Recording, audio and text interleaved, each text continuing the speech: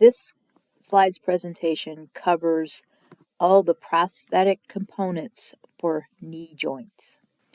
Essentially, there are different prosthetic knee types that we're going to cover, and first are manual locking, weight-activated stance control, polycentric, hydraulic, and microprocessor knees. Again, when I do this slides presentation, what I'm going to do from now on is I'm just going to put up a slide. I'm not going to really talk very much about the information in the slide. You can just simply read the slide or pause the video to read the slide. And then the very next segment is going to be the video that I've clicked at the top of the slide. Again, just Dr. Ustall talking about various types of prosthetic knees.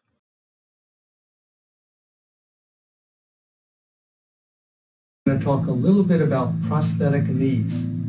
So if you have an amputation above the knee, one of the parts, one of the components that we will be ordering for you will be a mechanical type of knee. Now there are many different categories and there are many different designs, but we'll go through some of the basic categories and explain a little bit about what they're useful for. Just like we talked about with prosthetic feet in some of our other segments, there are basically 4 categories that Medicare has established. So we'll use that as a guideline. If you are a category 1 or level 1 amputee, meaning you're walking mostly indoors on a level surface, then realistically your demands for the knee are going to be relatively low.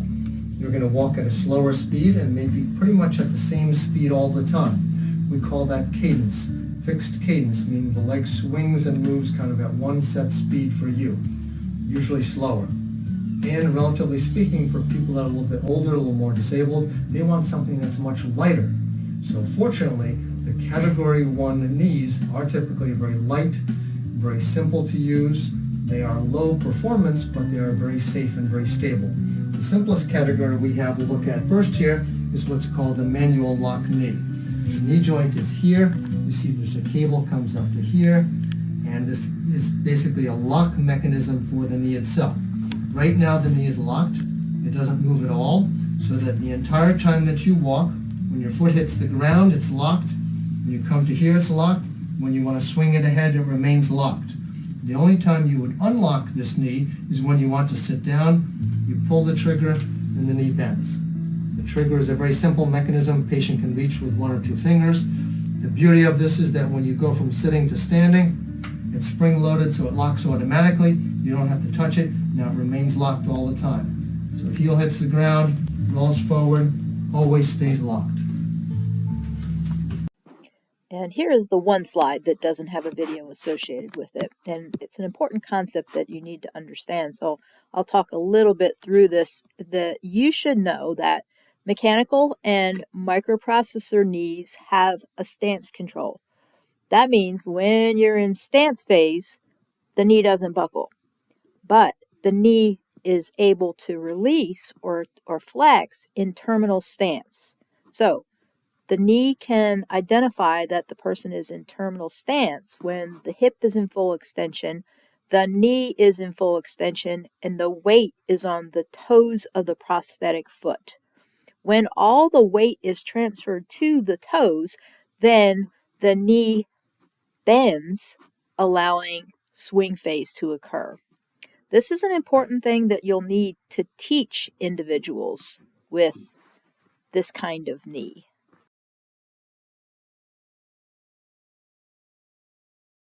The second prosthetic knee that is available for someone that's in a category 1 or a category 2, that may be indoors and a little bit outdoors, but again, primarily level surface, is what we call a stance control.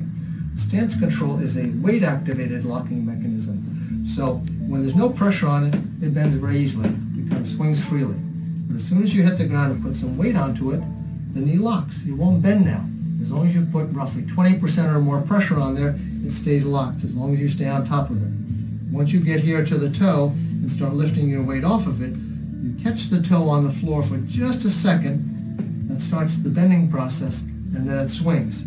It's kind of spring-loaded, so you don't even have to kick it out yourself. It kicks all by itself.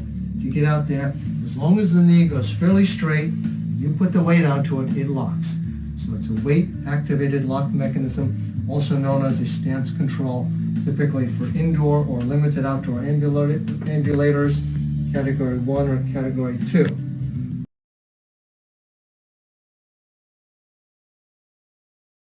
Here's a special type of knee that was designed for people that have longer amputation limbs or people that need a little bit more stability without the lock mechanism.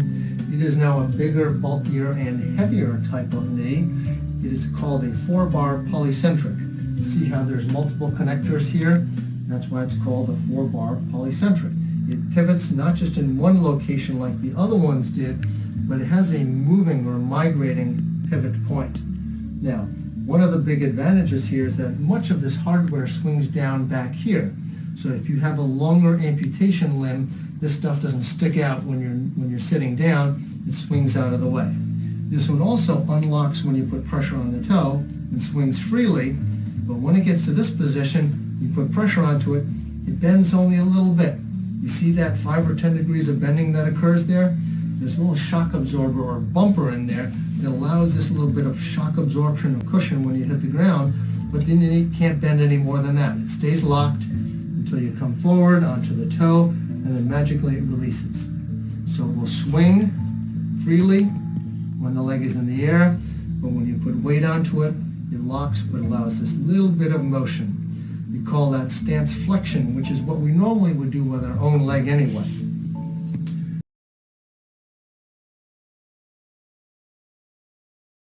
The next higher level of category is a hydraulic knee. Now for patients that are in category 3, meaning they're walking outdoors, longer distance, basically more normal activities, uneven surfaces like grass, up and down hills, most of those patients, number 1, will tolerate a bigger and heavier knee, but also need the safety of walking on uneven surfaces, walking up a hill, down a hill.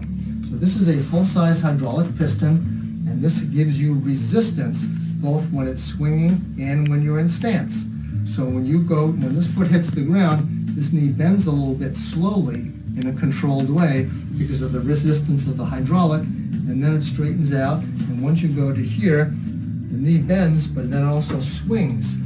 This has what they call variable cadence, meaning it will swing faster if you push it faster. It'll swing slower if you push it slower. So it will walk fast and slow and keep up with you. Unlike the other ones we saw, which are fixed cadence, where they walk at one speed, this will walk at pretty much any speed that you want to walk at. This particular one has a straight cylinder type of piston. This is also a hydraulic knee. This one actually has a rotary piston.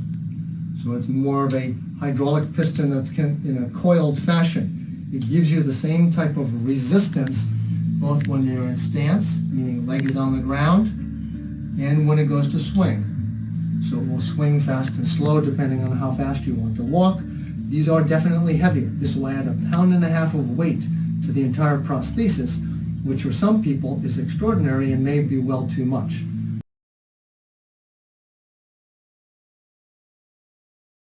Now there is a final category called the microprocessor control knees.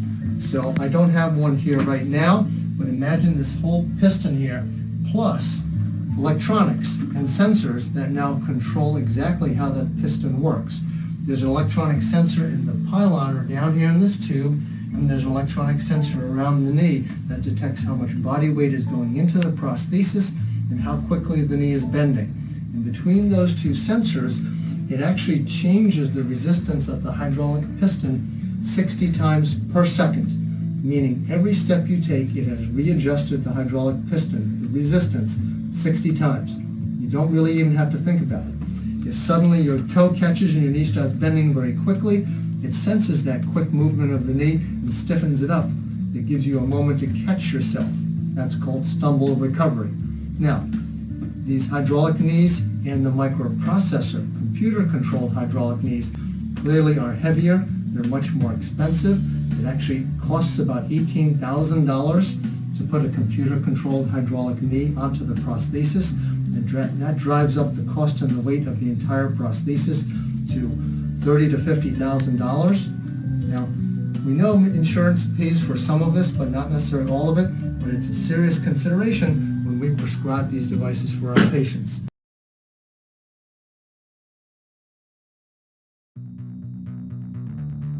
function of the genium for me is amazing. It allows me to do so much. There are no boundaries for me.